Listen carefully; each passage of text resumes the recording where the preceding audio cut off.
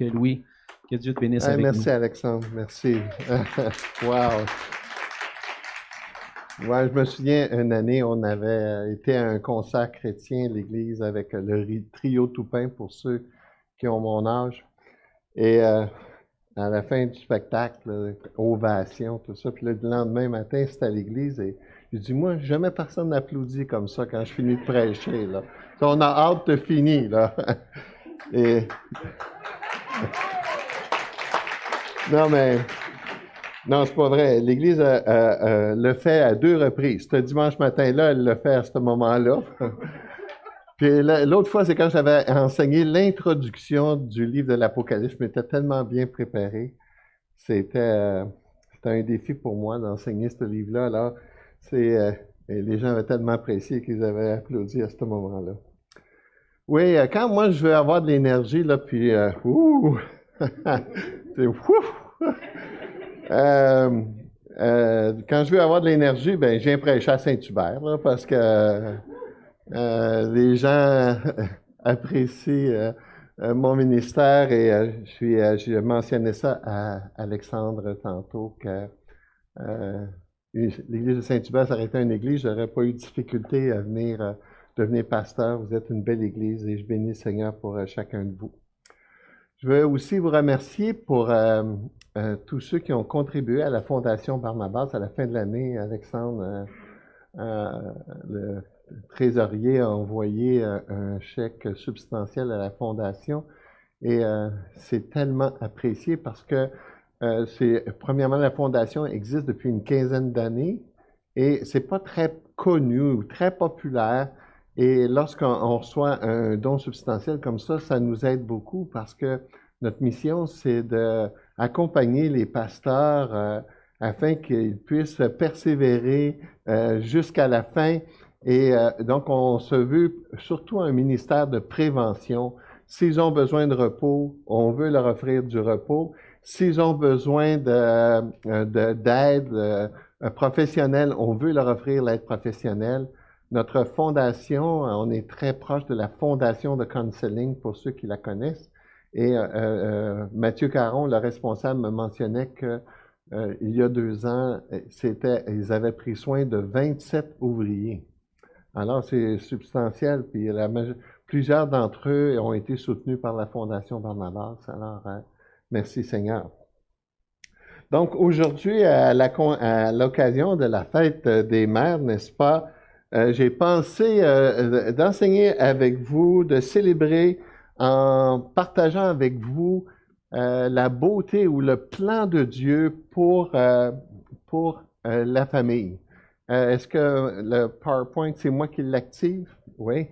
Alors, on va regarder ensemble le plan de Dieu pour la famille. Et c'est peut-être drôle d'étudier ce sujet-là aujourd'hui, mais il y a 30 ou 50 ans, il n'y avait pas trop de confusion en ce qui concerne la famille. Aujourd'hui, croyez-moi, il y a toute une confusion qui existe. Hein? Il y a des choses qui étaient claires dans le passé qui sont plus claires aujourd'hui. Hein? Vous avez sûrement vu un jour, pour ceux qui sont un peu plus âgés, sur la couverture de l'actualité, on voyait un petit garçon avec un chandail de hockey en haut, puis un tutu en bas. Parce que ça démontrait la confusion qui existe à l'égard de l'homme, de la femme. La confusion qui existe à l'égard de ce que c'est un père, de ce que c'est une mère. On vit à une époque où cette confusion-là est de plus en plus grande. Plus que jamais, comme on va le voir ensemble avec la montée de la pression du lobbying LGBTQ, ça a vraiment bouleversé nos valeurs, notre moralité dans notre société et même ça crée, comme je disais, de la confusion. On ne sait plus vraiment qu'est-ce qui est bien, qu'est-ce qui est pas bien, est-ce qu'il y a vraiment une distinction? La Bible, elle, en donne. On pouvait lire, par exemple, dans un journal que 2 hommes étaient très heureux d'annoncer qu'ils attendaient des jumeaux, qu'une amie des 2 homosexuels, des 2 hommes, avait accepté de porter le bébé et que finalement, il était pour avoir des jumeaux. Hein. Tout le monde célébrait ça, mais encore une fois, c'est quoi la famille? C'est quoi? Est-ce qu'il y a vraiment une place pour l'homme, la femme? Toutes ces choses-là sont remises en question. Ou encore, dans le Journal de Montréal, on pouvait voir un article qui parlait d'un mariage, on appelle ça la polyamour aujourd'hui, où 3 femmes se sont mariées ensemble, puis que les 3 femmes voulaient des enfants. Fait qu'imaginez, là, les enfants qui grandissent dans ce contexte-là, c'est inévitable qu'ils sont confus. Hein? Le mouvement LGBTQ a fait une pression incroyable. Ils gagnent une bataille après l'autre. Ils ont gagné le droit à la reconnaissance, le droit au mariage, le droit à l'adoption.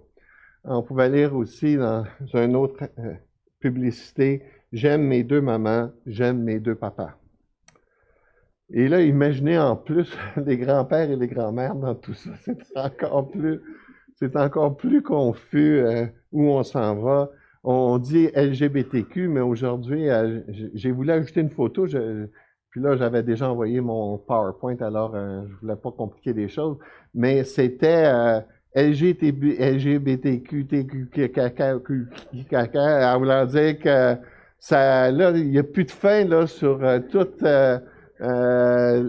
les modèles confus qui peuvent exister dans notre société. Dans une de mes brues me partageait hier que dans l'école, ils ont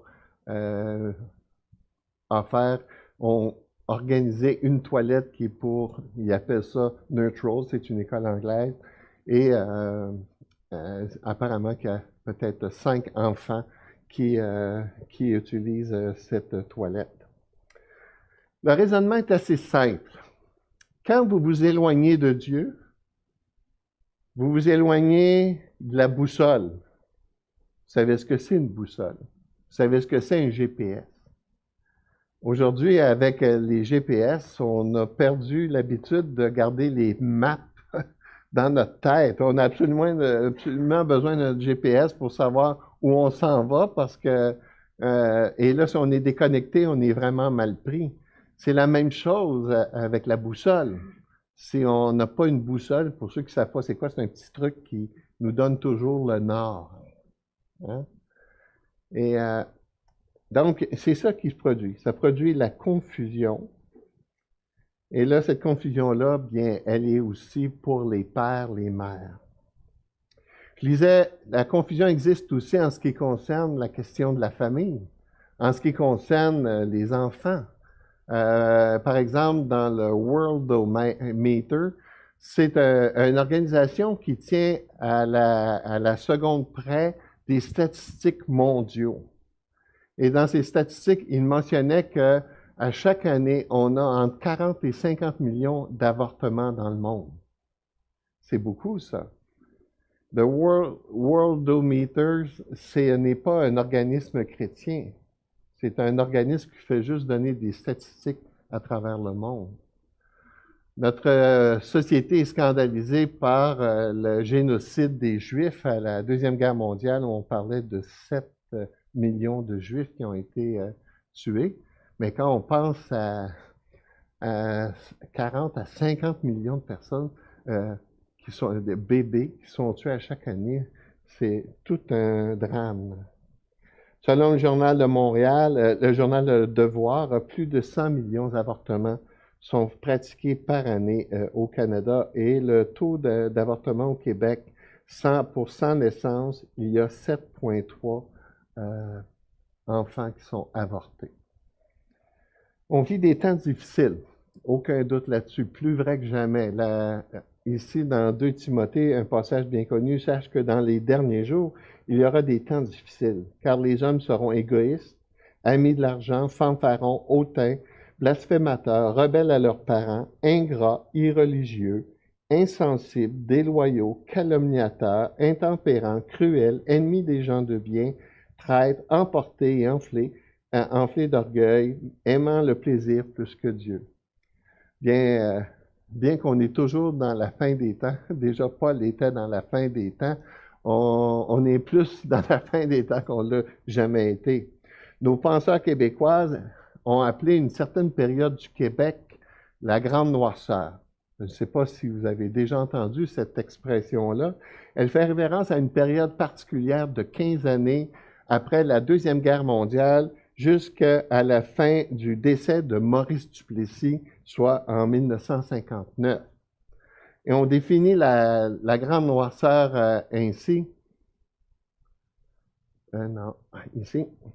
Ça dit, durant cette période, les changements sociaux frappent de plein fouet l'ensemble de la société québécoise à l'instar des autres sociétés occidentales.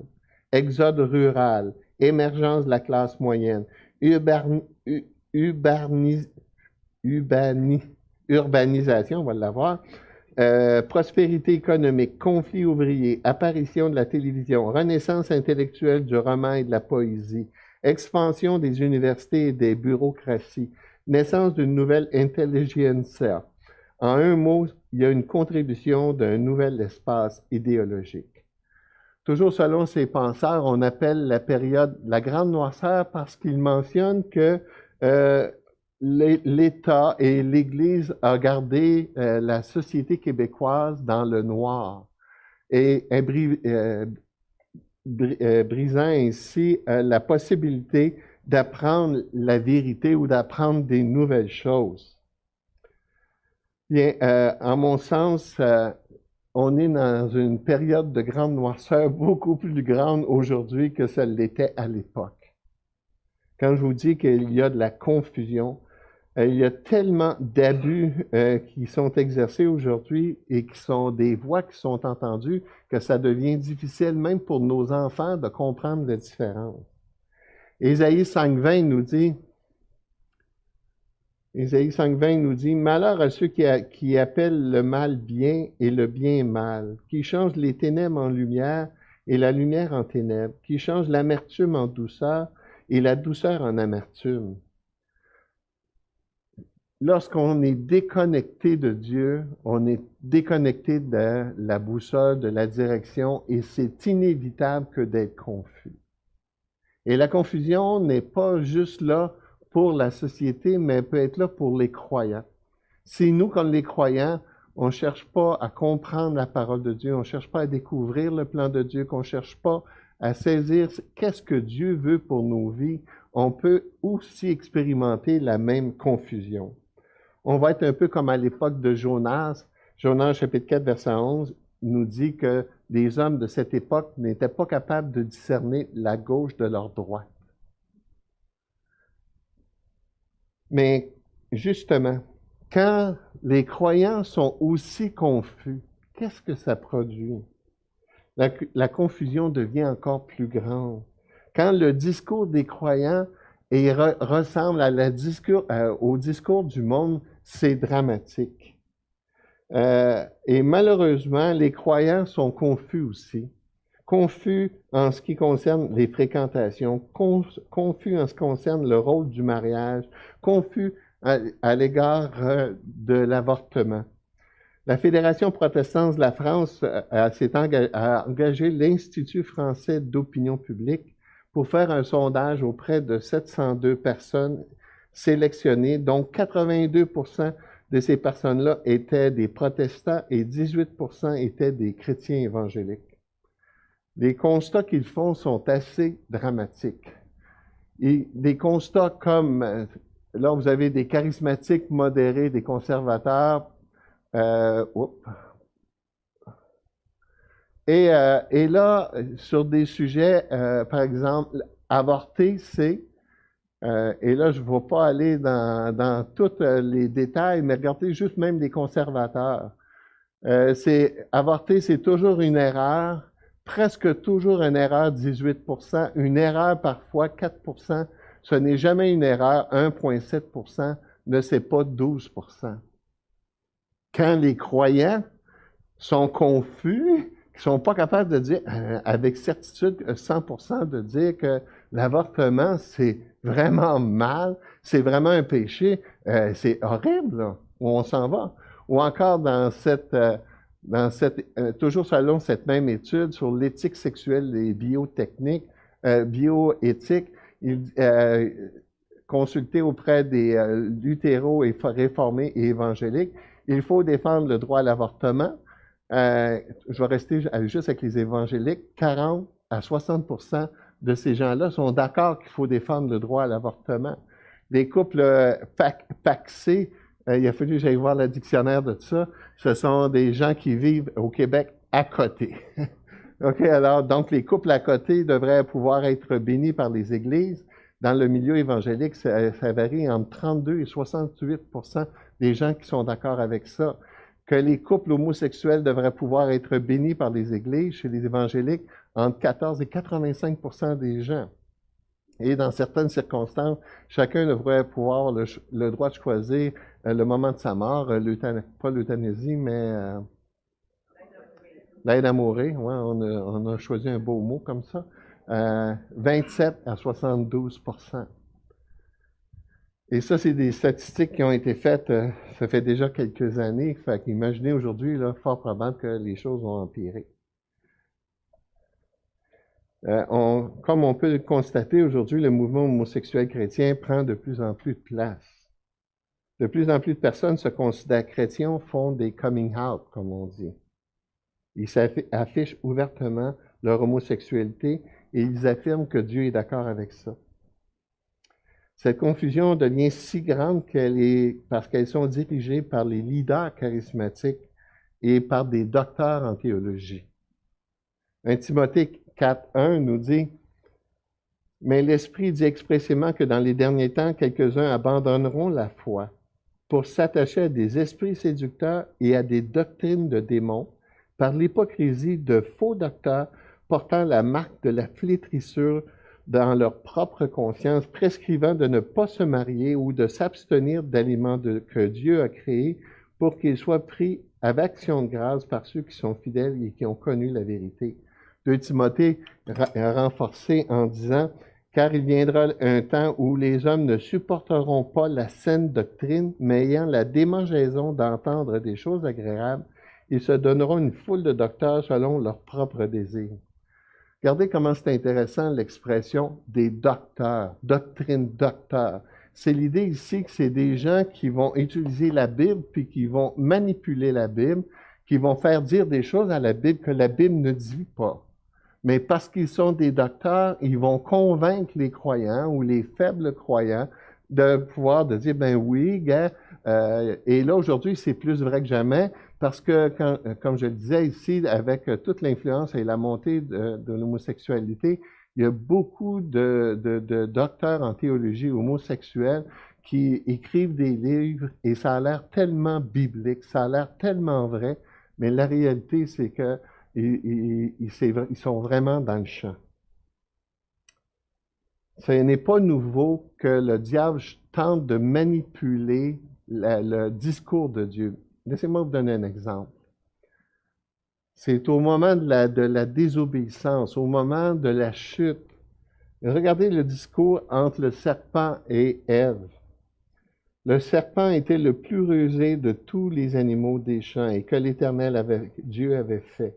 Il dit à la femme, Dieu a-t-il réellement dit?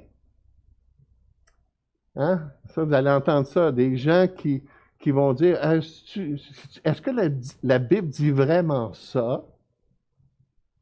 Et là, tout d'un coup, puis surtout s'il y a le titre docteur, mais là, déjà, là, tu vas ouvrir tes oreilles, tu vas te questionner.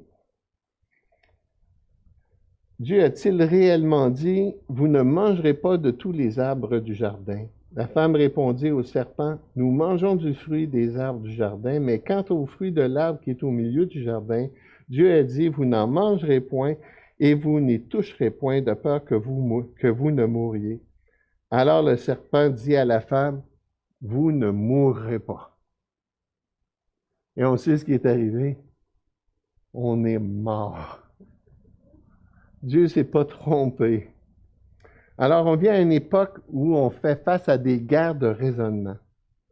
Car le mot avortement ne fait pas partie de la Bible.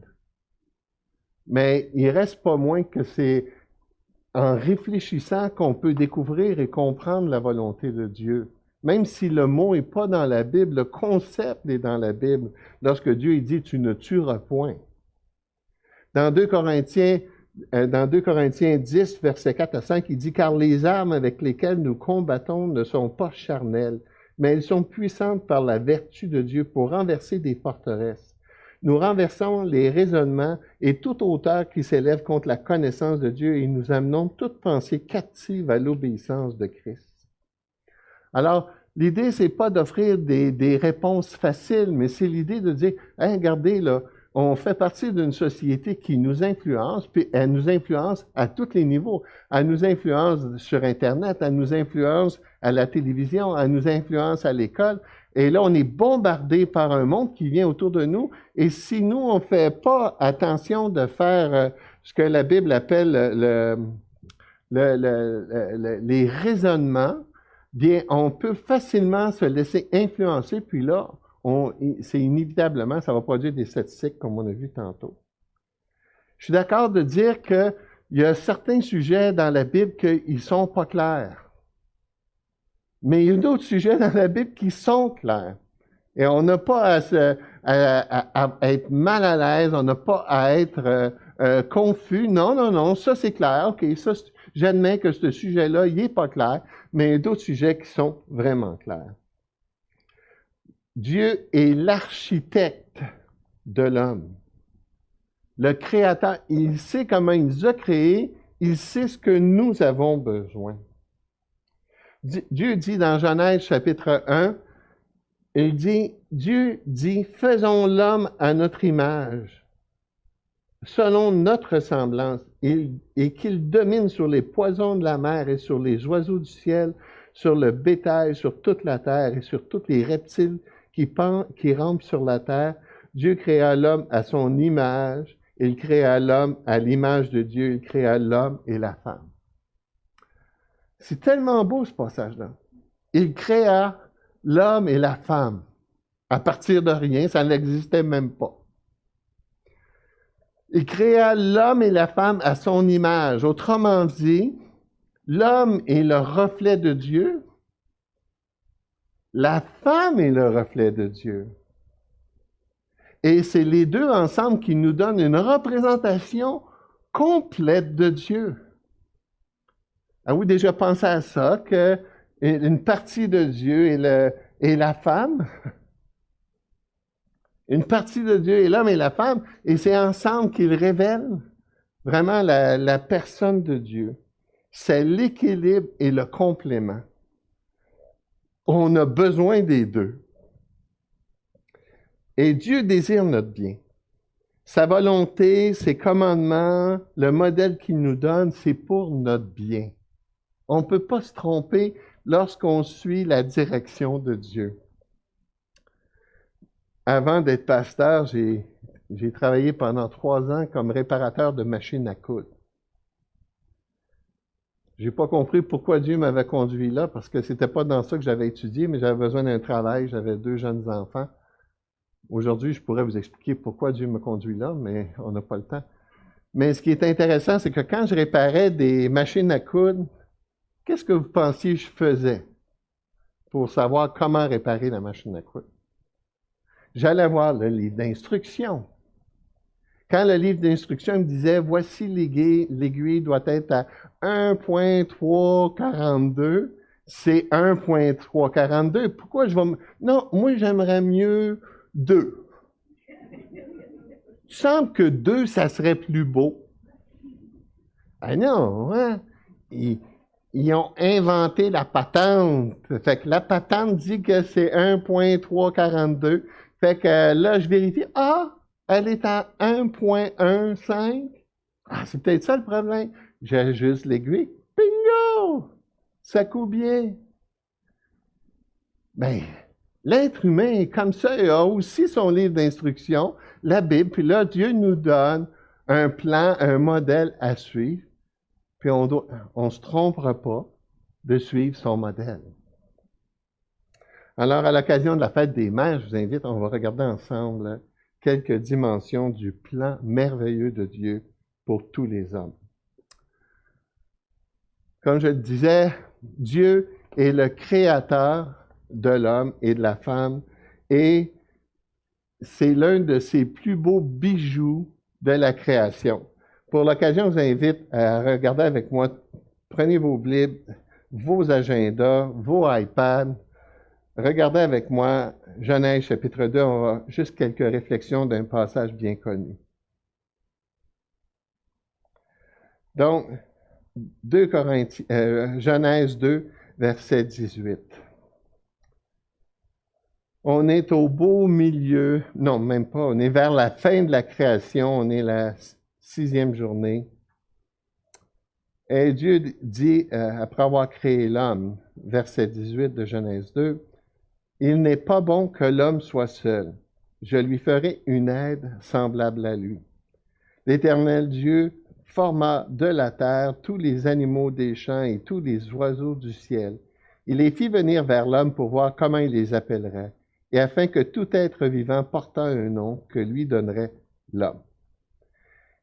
Et l'homme donna des noms à tous les animaux, à tout le bétail, aux oiseaux du ciel et à tous les animaux des champs, mais pour l'homme, il ne trouva point d'aide semblable à lui.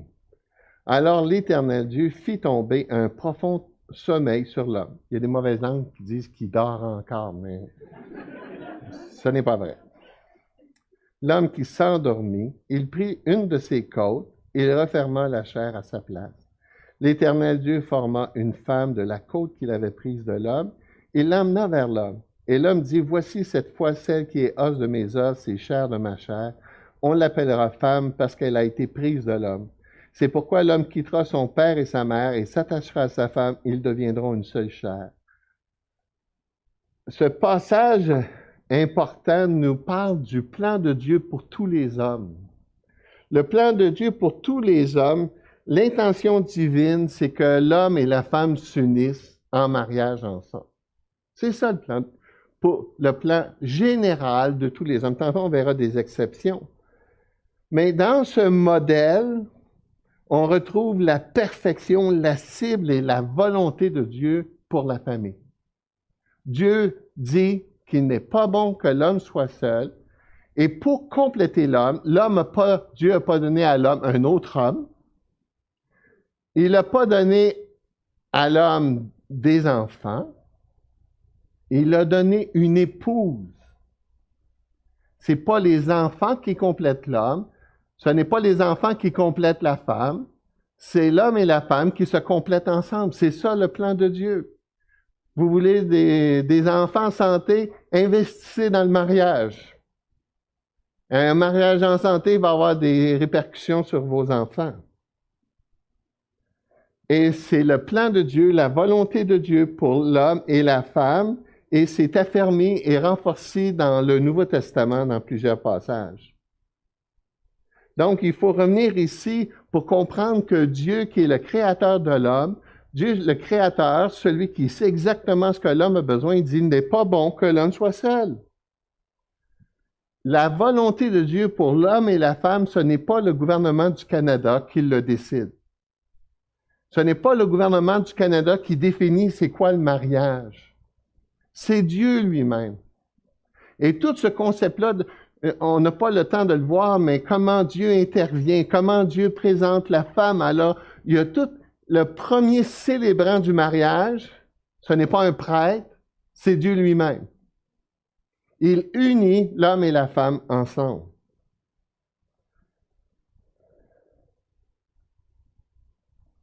Beaucoup de grands penseurs de notre époque refusent de reconnaître la définition du mariage de l'Église parce qu'ils sont convaincus que c'est une invention humaine. Mais je lisais une étude par des anthropologues, puis ils ont fait une étude afin de savoir à quel moment de l'histoire Dieu a inventé, pas Dieu, mais que le mariage a été inventé. Et le plus loin qu'ils ont été capables de reculer, le mariage existait. Le plus loin, ça existait le mariage. Pourquoi? Parce que ça a été fait au moment de la création, au moment où l'homme et la femme ont été créés, c'est pour ça.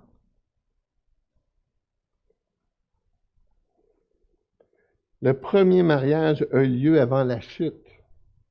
Mais par la suite, Dieu a réaffirmé son plan, sa volonté, que le mariage est toujours sa volonté. Le mariage est le résultat d'un artiste créateur. Sûrement que vous vous rappelez que chaque fois que Dieu passait d'une étape à l'autre au moment de la création, une affirmation revenait la même continuellement. C'était quoi? Que c'est Dieu vit que cela était bon. Le mot bon ici est vraiment intéressant. Ça fait référence à quelque chose qui est pur, qui est bien, qui est beau, qui est favorable, qui est agréable, qui communique une grâce. Le mot hébreu fait toujours référence à quelque chose qui est beau, qui est joli, qui est bon, agréable.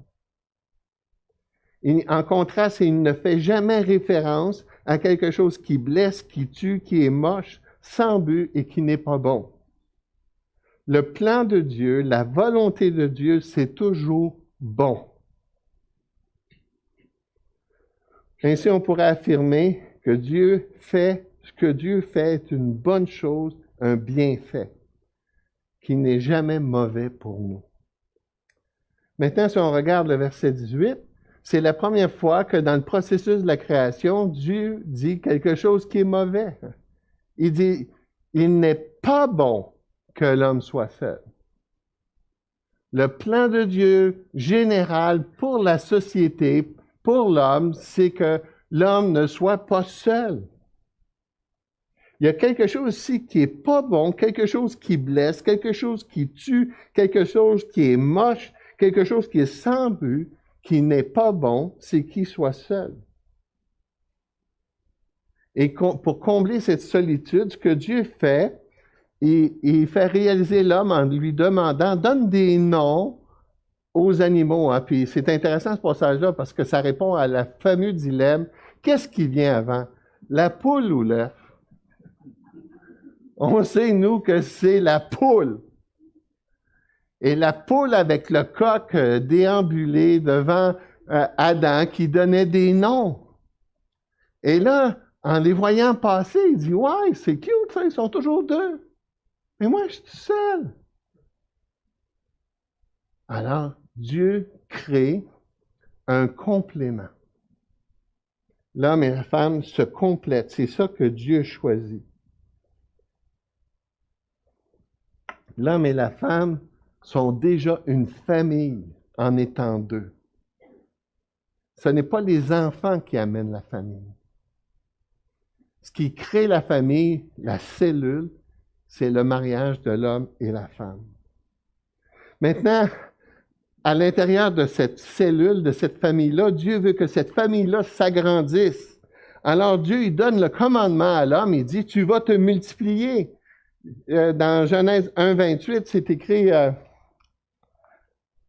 Dieu les bénit et Dieu leur dit, soyez féconds, multipliez, remplissez la terre et l'assujettissez et dominez sur les poissons de la mer et sur les oiseaux du ciel et sur tout animal qui se meut sur la terre.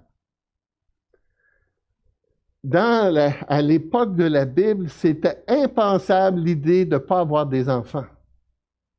On devait avoir des enfants. C'était le commandement de Dieu, c'était le désir de Dieu. Dieu ne dit pas le nombre d'enfants, mais il dit d'avoir des enfants, c'est un endroit où vraiment Dieu bénit. Et même de ne pas avoir d'enfants, c'était vu comme une malédiction. Par exemple, Rachel crie à son mari, elle dit, « Donne-moi un enfant ou je meurs! » Et là, lui, il dit, « Qu'est-ce que je peux faire à ça, là, moi? » C'était inimaginable, cette idée-là de ne pas avoir d'enfants. Toutes les familles voulaient des enfants. Puis on était prêt à faire ce qu'il fallait pour avoir des enfants, parce que dans ce temps-là, il n'y avait pas de médicaments pour accoucher. On était prêt à souffrir, prêt à prendre des risques, parce que beaucoup de femmes mourraient au moment de donner la naissance d'un enfant. Mais malgré cette réalité-là, on dit non, non, non, on veut des enfants, c'est le plan de Dieu, c'est la volonté de Dieu. Le psaume 128, 3, il nous dit, l'homme qui est béni de l'Éternel a une épouse qui est féconde, des enfants nombreux autour de la table. C'est le signe de la bénédiction de Dieu d'avoir des enfants. C'était important, c'était tellement important que même le nom de la femme changeait de fille de à mère de. Ma fille a vécu, ma plus vieille, 7 années aux îles de la Madeleine, et c'était le même genre d'expression. T'es la fille à qui? C'était même pas leur nom, c'était ah oui, la fille à Jean-Jacques. Hein?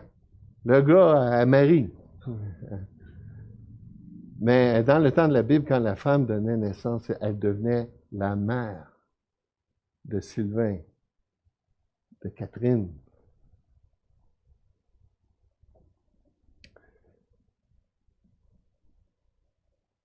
Dieu a donné l'homme, Dieu a donné la famille, des enfants pour sa bénédiction.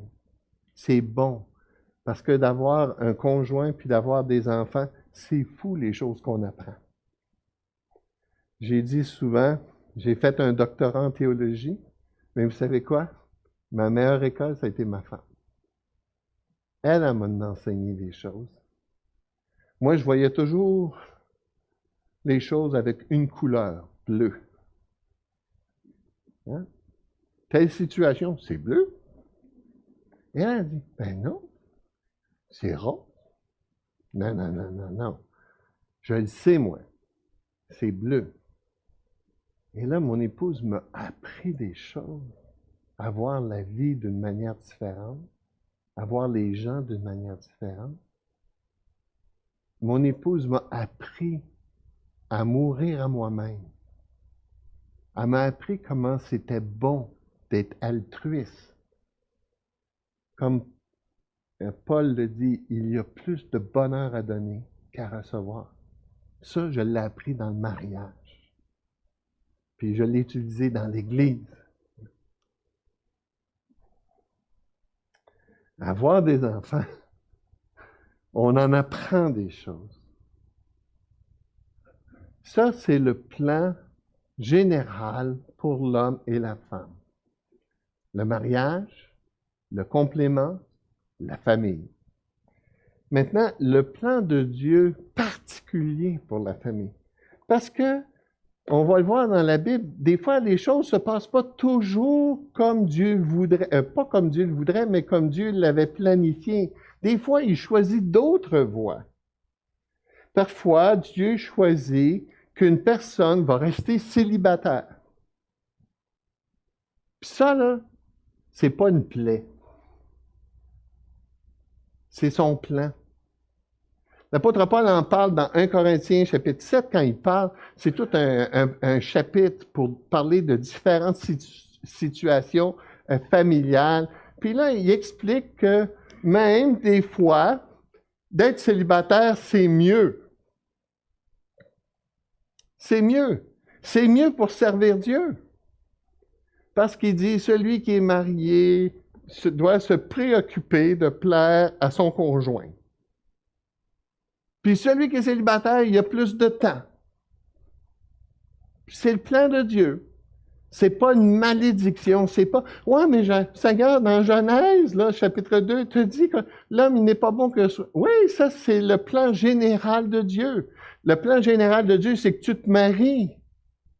Mais des fois, dans le plan général de Dieu, il y a des exceptions qui font partie du plan de Dieu.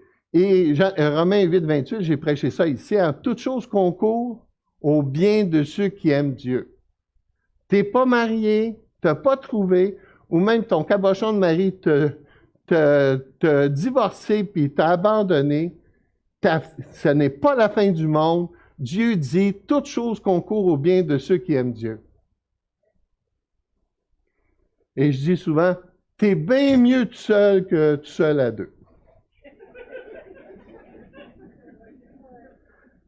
Alors, j'ai dit ça combien de fois à mes jeunes? Hey, marie-toi pas à tout prix. Hein. Fais pas ça. Puis là, hein, comme on va le voir dans quelques instants, les chrétiens qui ont essayé de forcer la main de Dieu, ça les a emmenés bien plus souvent dans le trouble que d'autres choses. Des fois, le plan de Dieu, c'est le célibat. On appelle ça un appel, une vocation particulière. Je voudrais que tous les hommes fussent comme moi, célibataires. Mais chacun tient de Dieu un don particulier. Donc, des personnes que Dieu a un plan différent, un particulier. L'un d'une manière, l'autre d'une autre. À ceux qui ne sont pas mariés et aux veuves, je leur dis qu'il est bon de rester comme moi. Mais s'ils manquent de continence, c'est-à-dire que s'ils n'ont pas le don d'être célibataires, qu'ils se marient, car il vaut mieux se marier que de brûler. Donc, d'une manière générale, le plan de Dieu, c'est qu'on se marie, qu'on se complète, c'est ça son plan, mais d'une manière particulière, certains ont un plan, Dieu a un plan différent, puis ce n'est pas une malédiction. Parfois, la volonté de Dieu, c'est la stérilité. Dieu utilise la stérilité comme une image pour parler à son peuple. Sinon, on ne serait pas toujours capable de comprendre. Par exemple, dans Deutéronome chapitre 7, verset 14, « Tu seras béni plus que tous les peuples.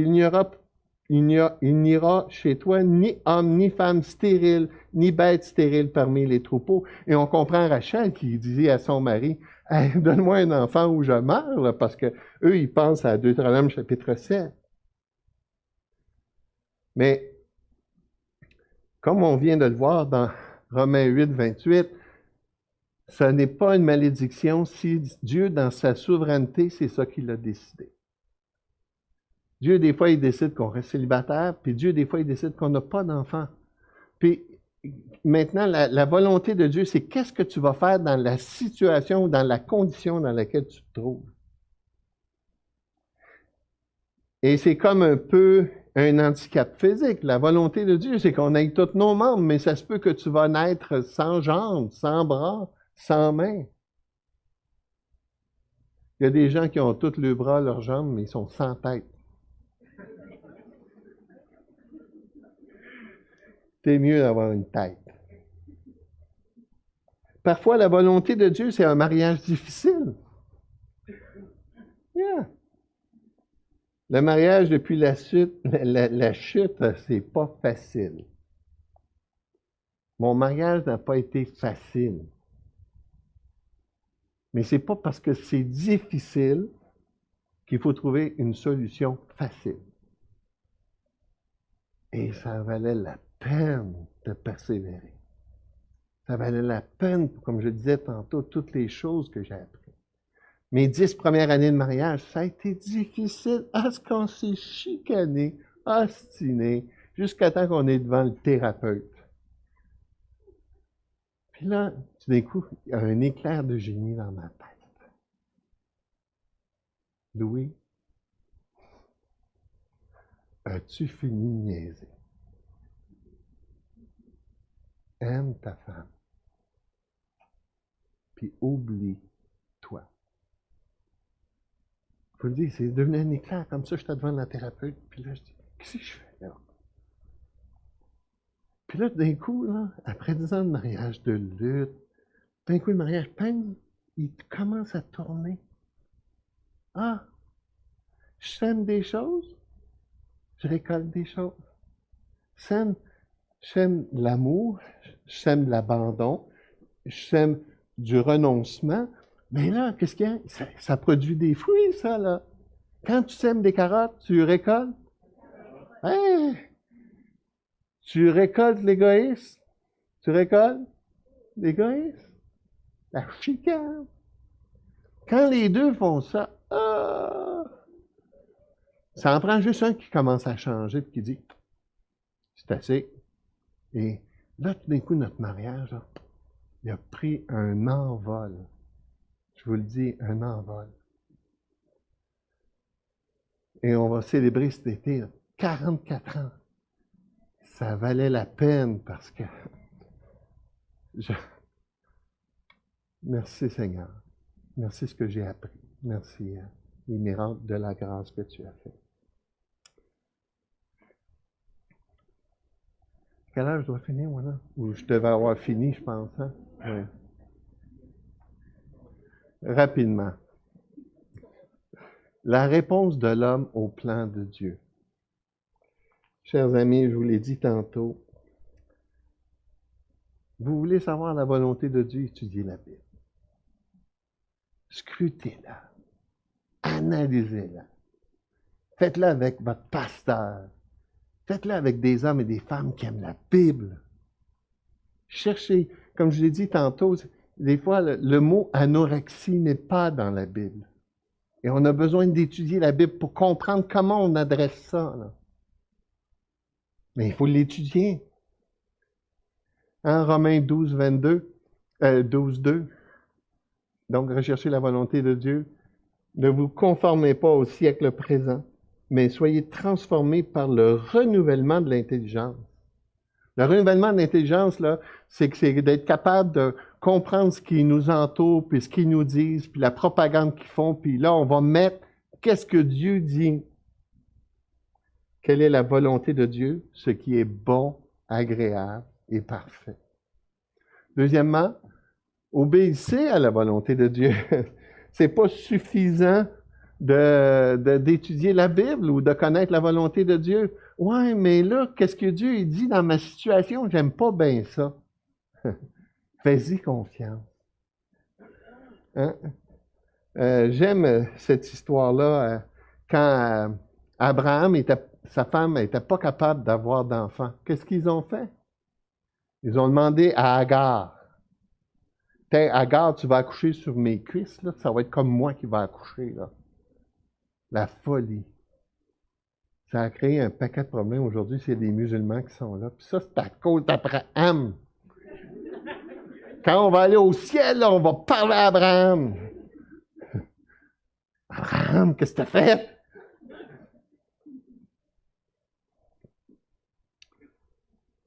On n'a pas le temps de voir le prochain passage. Mais...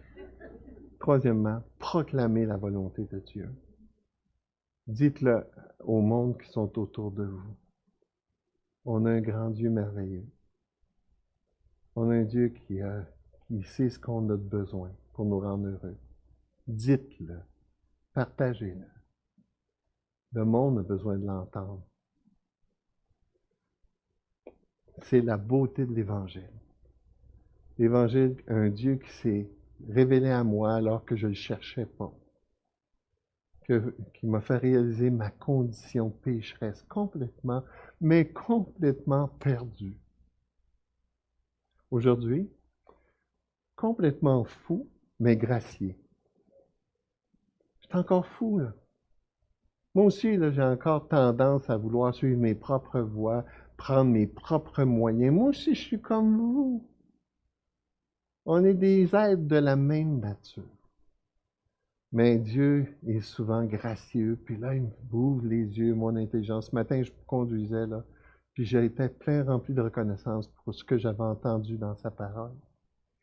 J'ai besoin d'entendre sa voix. Alors, frères et sœurs, faites confiance à Dieu. Et les mamans, c'est donc beau. Bonne fête, mes sœurs. Prions. Seigneur Jésus, merci, merci, merci, merci qu'on a la Bible dans nos mains. Merci, Seigneur, pour ton plan, pour ta volonté. Merci, Seigneur, que tu sais ce que j'ai besoin. Merci, Seigneur Jésus, pour la joie de partager ton plan. Bénis cette belle Église. Bénis mon frère Alexandre, Cynthia, Seigneur Jésus. Bénis leur mariage. Bénis leurs enfants. Bénis leur ministère ici. Jésus, je te prie pour que l'Église de Saint-Hubert puisse proclamer très haut, très fort ta bonté, ta grâce, ton salut, ta volonté. Dans ton nom précieux. Amen.